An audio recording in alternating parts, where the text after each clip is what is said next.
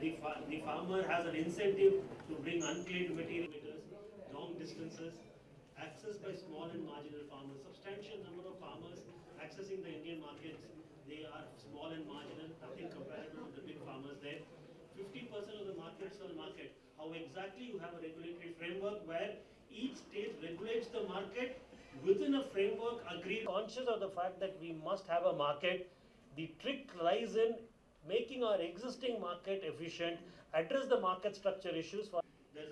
So SFAC is the implementation agency for this national agriculture market, and our role is to develop a technology platform which will be offered to the states to plug in their APMC mandis.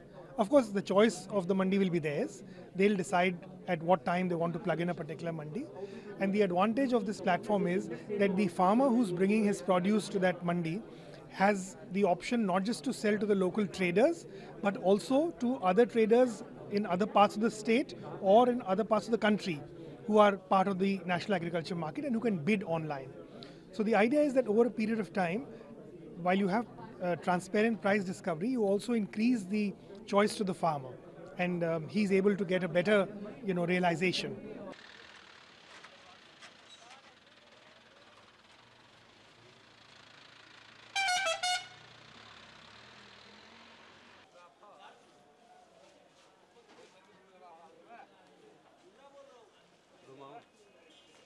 If you look at the previous decisions, yesterday's decisions is on the national agriculture market is what I would call the brown revolution, creating a market for the farmer for him to get better prices.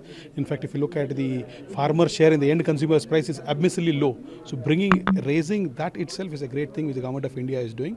In fact, Karnataka, we have carried that very much forward, and if you look at the copra prices, which was 6,000 rupees per quintal, today from the last 1 year it is trading at 14,000 rupees per quintal. Whereas the end price of copra has not shot up, but the farmer is getting more than 100% of what he was getting earlier. So a better price discovery and more price into the farmer's hand in the consumer's price is what I would say is the way forward.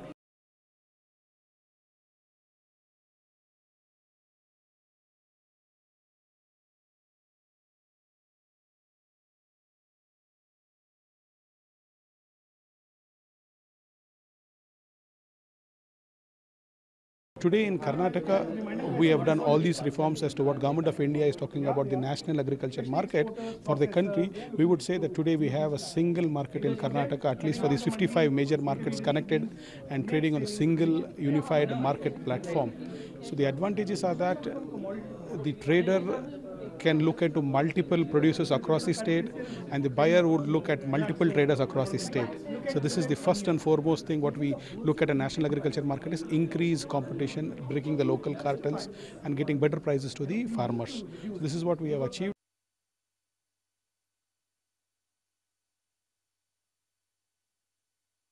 So from the government, there have been lots of schemes and policies, whether it's insurance, whether it is on-farm infrastructure setup, whether it's cold chain, whether it is subventions and reliefs on the various credit mechanisms that they're able to access to.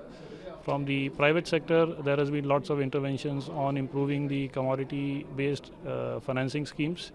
There is a lot of improvement on the overall infrastructure which helps to maintain the quantity and quality of products and reduce or manage the losses, which directly or indirectly helps farmers.